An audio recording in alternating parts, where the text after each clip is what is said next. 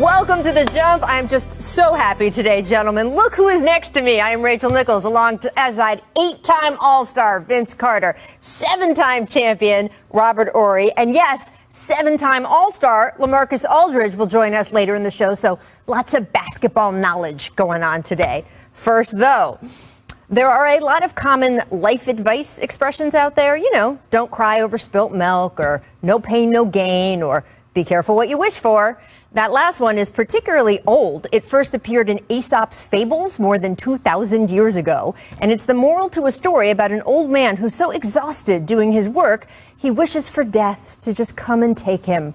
Of course, he's then not so excited when a big, tall, grim Reaper dude with a cape and a giant sickle actually shows up, which is basically the position the Clippers find themselves in now. Remember the shenanigans that LA pulled in the end of the regular season? How in a truly spectacular display of tanking, the Clippers rested half their roster and possibly several ball boys so they could maneuver to the number 4 spot in the standings. While the Clippers never publicly acknowledged why they did it, sure seemed like they were trying to avoid the possibility of a first-round matchup with the Lakers. And hey, you can at least see what their logic might have been. The Clips' journey last season from title favorite to bubble flameout created enormous pressure to go deep into the postseason this year. So if they instead lost in the first round to, of all teams, the franchise down the hall, it would have been an absolute disaster. So instead, they tanked and positioned themselves to play Dallas, which seemed a bit odd considering the Mavericks not only have Luka Doncic, but also that Dallas beat the Clippers by 51 points earlier this season. But anyway, that's what they did, and it has turned into, an absolute disaster, as last night the Clippers walked off their own home court down 2-0. Watch Doncic in the first quarter here, treating the LA double team just like a bunch of very tall group of traffic cones as he weaves his way there toward the hoop. Still, the Clippers showed plenty of fight at the start, too. Kawhi Leonard dropped 30 in the first half alone, the most productive half of postseason basketball he has ever played, which is something, right, for a 2-time Finals MVP and a 2-time champ. Paul George opened the game by nailing his first 3 shots. He also put Kristaps Porzingis on roller skates here. I mean, that's just mean. He'd finished with 17 first-half points, which is all well and good, except basketball games have 2 halves. And it was the Mavericks who ratcheted up their intensity as the night wore on. Doncic had little trouble hunting for matchups. Poor Ivica Zubac. I mean, But he also had no trouble going right at the Clippers' best defenders. Watch him go against Kawhi here. Patrick Mahomes, who was courtside and knows a thing or two about throwing bombs, he approves. Then just a couple minutes later, Luka again, the little tribute to Dirk Nowitzki, who was also in the crowd last night. Yeah, that's just disrespectful. Dallas would jump out to a 14-point lead, and while the Clippers were able to tighten that again in the game's final minutes, they never actually threatened to win. Tim Hardaway Jr. put the final nail in LA's coffin with this beauty. And Dallas, who has been absolutely shooting the lights out in this series, is now heading home in firm command of this matchup. In the history of the NBA, teams who win the first 2 of a 7-game series advance to the next round 93% of the time. A fact the Clippers seem to be weirdly blasé about after the game. I'm not concerned. Like I said, they got to win 4 games, and you come in on an opposing team's floor and you play. There's no pressure on you to make shots because you're supposed to, you just try to come in and steal a game or steal 2 games. But now they got to go home and try to keep up the same shooting. So it's easy to come on the road and do that when there's no pressure on you. So we'll see in Game 3. We got to rise to the occasion. Fact of the matter is, if we don't, we're done for. But there's no level of concern. I mean, we just got to play our game. We got to play through this. We got to incorporate our defense. Luka's gonna get his touches. We just got to do a better job defensively of just quieting everyone else. No level of concern. Look, it's certainly possible for the Clippers to still pull this series out. We've seen teams do it before. But boy, are they off to a rough start here. And it's hard not to feel like it's their own fault. They asked for the guy with the giant sickle. I mean, jumper. And they sure got him. Be careful what you wish for. All right, so Vince, Ty Lue, Paul George, they're not concerned. I saw your face. Yes, and I saw my face. How do you feel? There should be some concern, okay, for sure. I mean, you didn't play well. You didn't get a win at home. So now you're going to a confident Dallas Mavericks on the road. And I don't get it. A lot needs to happen. Defensively, they need to make shots. you can't have Luka go for 38, 39, and Tim Hardaway Jr. and company play well as also. You have to pick your poison. You know, for me, I'm saying like we're not worried. They had no pressure. This is a playoffs. This is not a regular season game. There's pressure by both sides of the team. Now they're going home. You got to think about this. Clippers had no fans.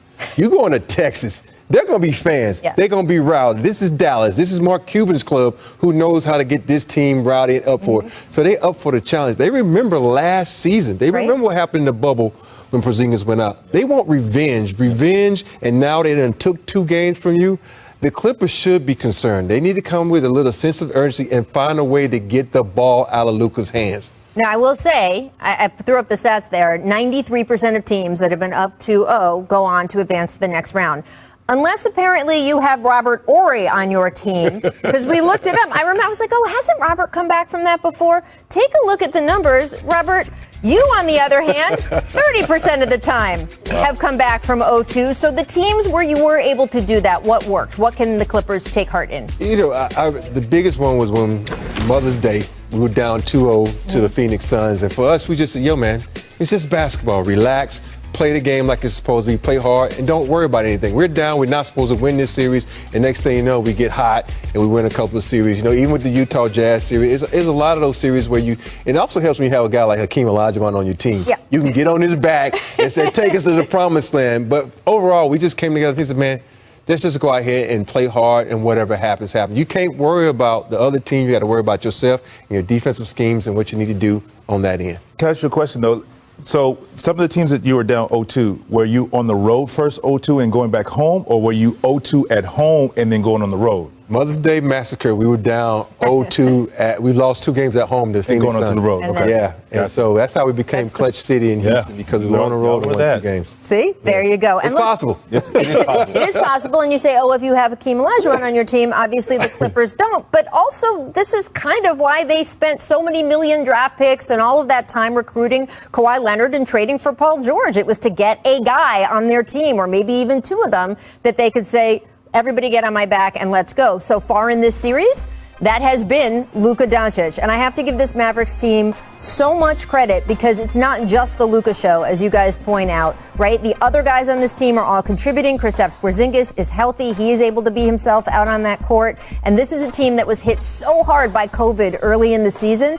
They had guys stranded for like 2 weeks at a hotel in Denver because they weren't allowed to leave their rooms when they tested positive on a road trip. So it has been a very disruptive season, and yet here they are, possibly pulling off the hugest upset of the first round. Now let's move over to the other team in Los Angeles, the Lakers, even their series with the Suns, after taking Game 2 behind 34 from Anthony Davis. CP3 only played 7 minutes in the second half. He is still dealing with that shoulder injury. Here's how both teams felt about the whole thing, starting with AD. It's going to be a challenge to repeat, obviously. It's going to be a challenge to beat this team. And in order for our team to do that, I'm going to have to, play how I play tonight, or better. And that's Chris, man. He's going to fight. He's a warrior out there. And, I know he doesn't want anything more than, to win these games.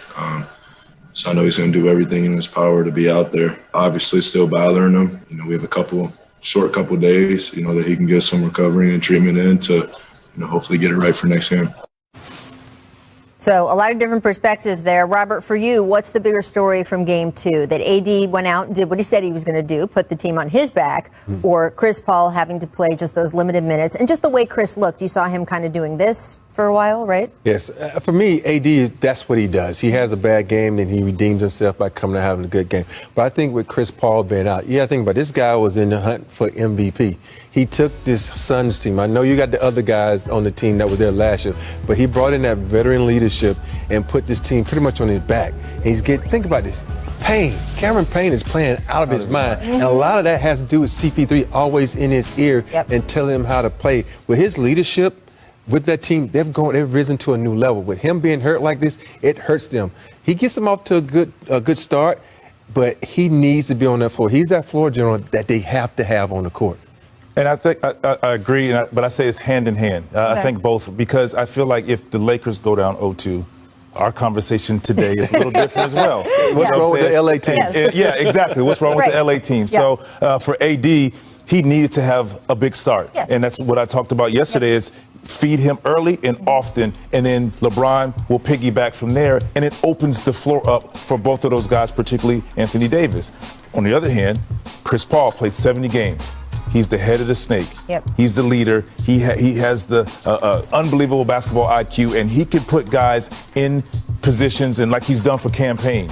And I think Monty made a tough decision on sitting him out. Yeah. But Cameron Payne played great, 19.7 assists. I mean, Chris Paul gives you that, but it just wasn't enough. And, you know, we're not even talking about how well Ayton played. Right. He played great Both as well. nights, game one and game two. Yeah, exactly. Yeah, 21 and 10. Right. And we're not talking about him. It's just, I don't know. It's not enough. It's tough. And look, you feel for Chris Paul, right? Had the hamstring a couple years ago in the conference finals, just awful timing.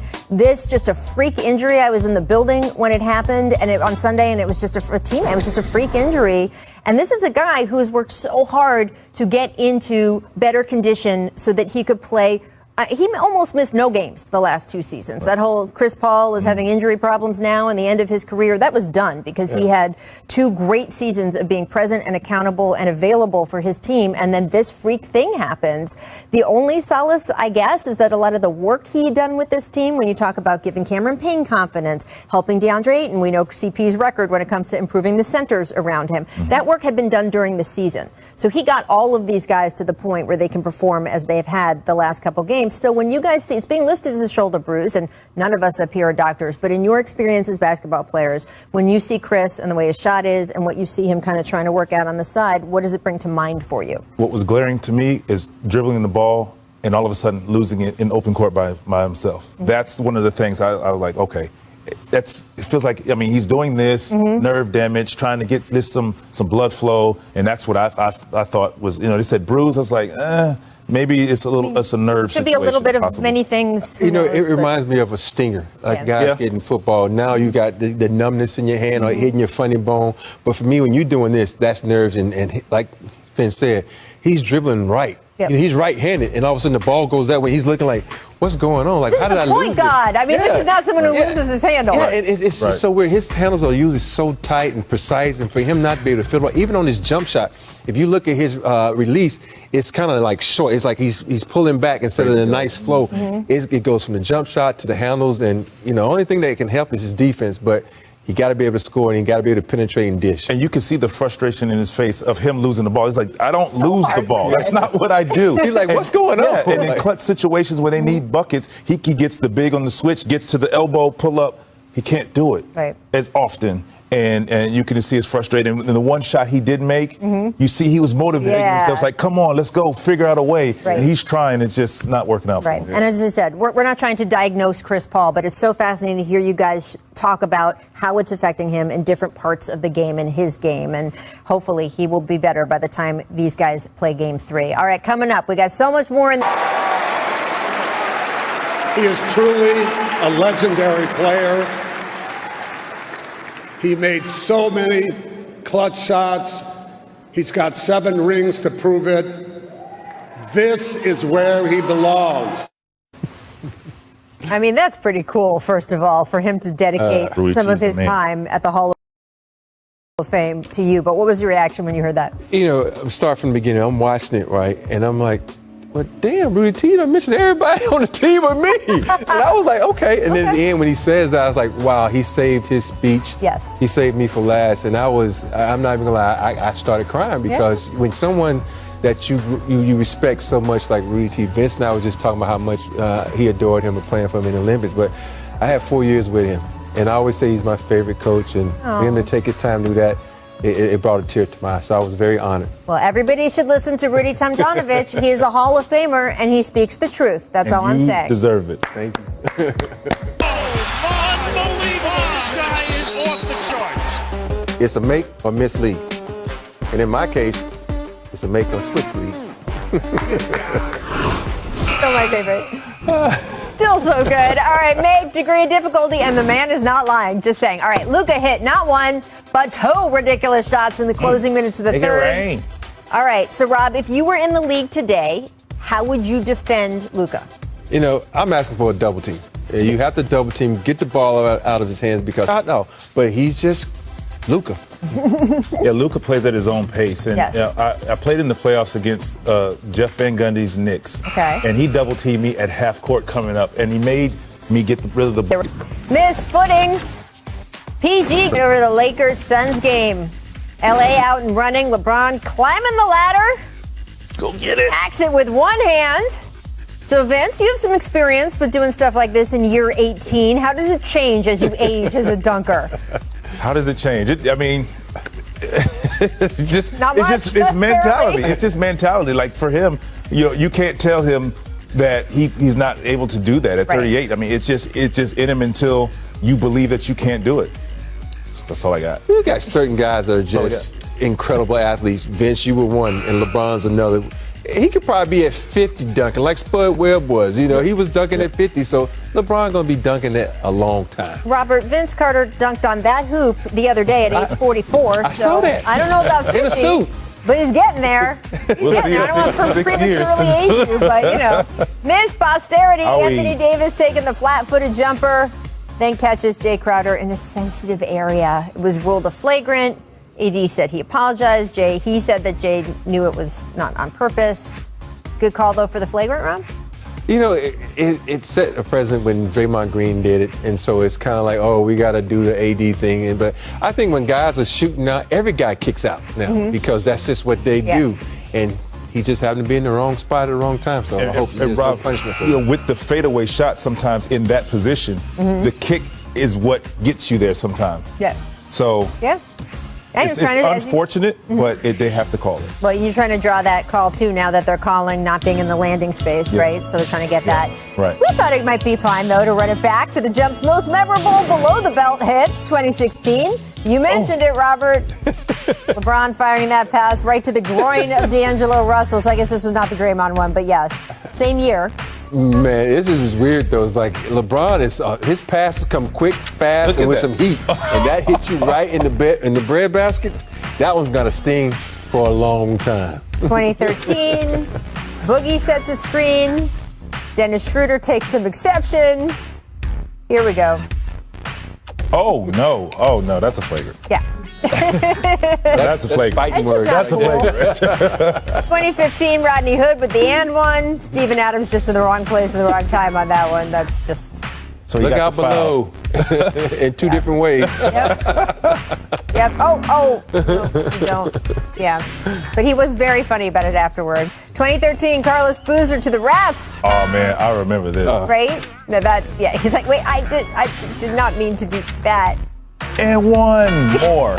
I'm shocked that this doesn't happen a lot. So guys are so animated now, they can get hit in the face. Paul Pierce almost knocked a ref out. Number 2016, we all knew this was on there, right? Oh, we're getting here back to this one. This is the below the belt on Steven Adams. Ooh. Right? Are we picking on Steven Adams today? Man. Again, you know what it shows? It shows that, that he's willing to stand in there and take one for the team. Tough. Yeah. Okay. All right. Coming up, 5 All-NBA teams also had one of the toughest turnaround jumpers to guard in recent memory. LaMarcus Aldridge, welcome to The Jump. We're so thrilled to have you.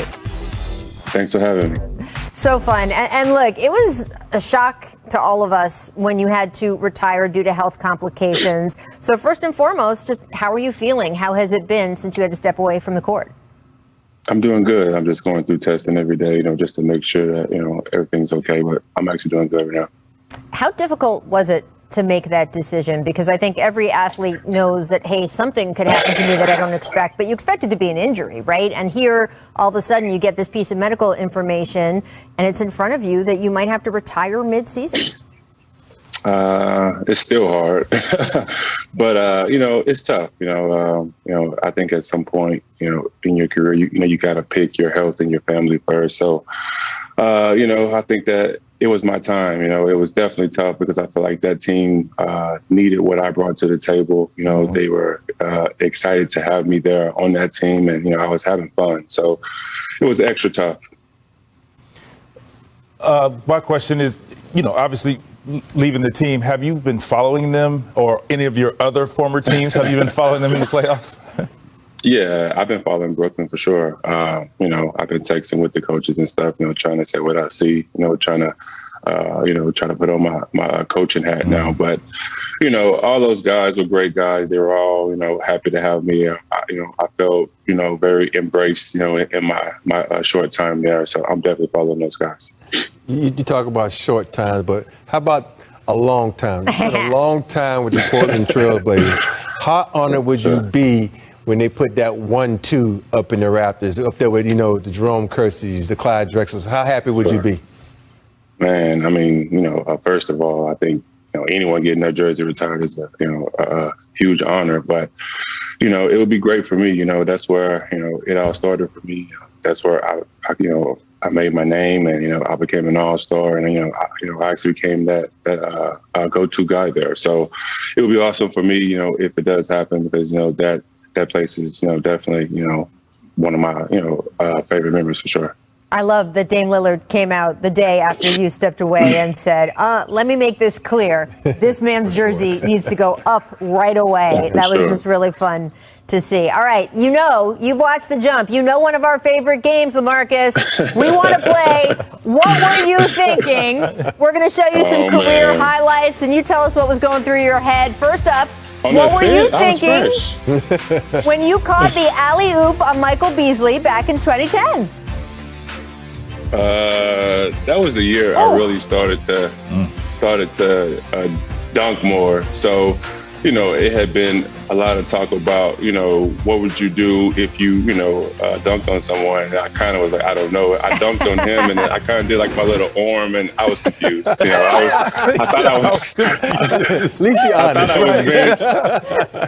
thought I was Vince, but I wasn't. I mean, Vince, you had so many memorable post-dunk. Obviously the dunk contest is the biggest one, but the whole thing. Did you work, Vince, on your dunk reactions? I mean, LaMarcus needs tips. It just happened. It just happened. I mean, sometimes it's just like that out-of-body experience. When you dunk, you're just like, you do whatever. Like all of those things, like from the dunk contest, it just happened. That's just... There you go. There you go. You can't work on that. I got another one for you next up. What were you thinking, LaMarcus, when you put future teammate Blake Griffin on skates back in 2015? Serious. That step back. I was like, I got to make the shot so I can finish this off. Right. If you miss the shot, then no one cares. So I got to make the shot. You got to make this shot. Anytime you see a guy slip like that, you got to make you got to finish the shot. You got to finish it off. Most guys look down at the guy, but no, you say, I'm staying focused because I got to make this shot. Right. We had one the other day where the player didn't make the shot, then followed up, got his own rebound so he could put it in because he was like, this has got to be a completed highlight. Exactly. All right. Next up, what were you thinking back in 2013 when you hit the game-tying three and the game-winning jumper? Oh, man. Yeah, what were you Vince thinking? Carter's Mavericks in a clock span of 5 seconds. Who was that guarding you? Man. Man, I was just trying to get payback. Dirk had got us so many times, in my career. I just wanted one time where I could beat Dirk and I could make the big shot. So I was just happy to finally get him one time. I remember you walking off that smile at the end because you had hit the first shot and then hit the second. You're like, I did it again.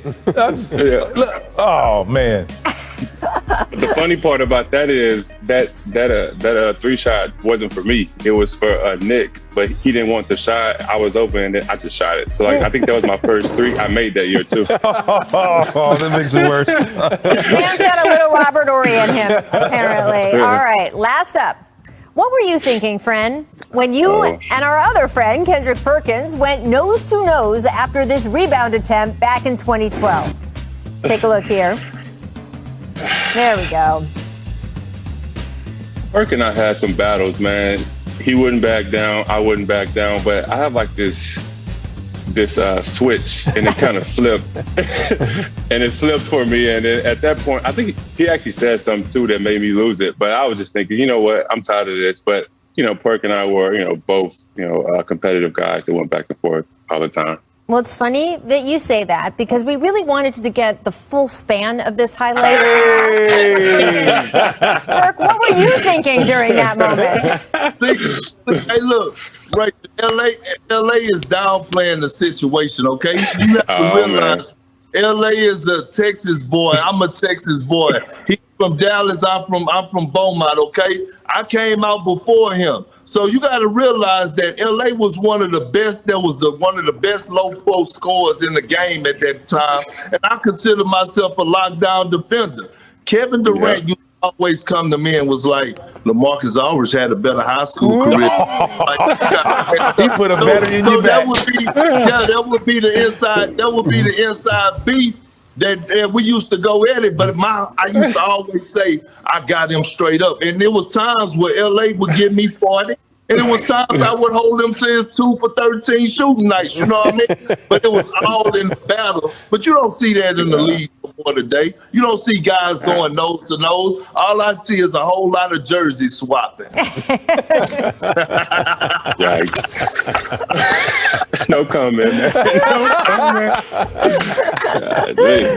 Burke, that is amazing, and I appreciate all of those things, and certainly you for just popping in here for LaMarcus. Just fantastic memories. All right, LaMarcus, you stick around because welcome back to The Jump, presented by Dell. I'm Rachel Nichols, still joined by Vince Carter, Robert Horry, and LaMarcus Aldridge. All right, guys, let's get to Nuggets Blazers. That series out west is cooking. After losing game one, the Nuggets rebounded, took game two. Nikola Jokic had 38 points, 5 assists, only 1 assist in the previous game. So, LaMarcus, as a big who had to deal with Jokic yourself, why do you think they are having so much trouble with him, especially in that game two? It's tough.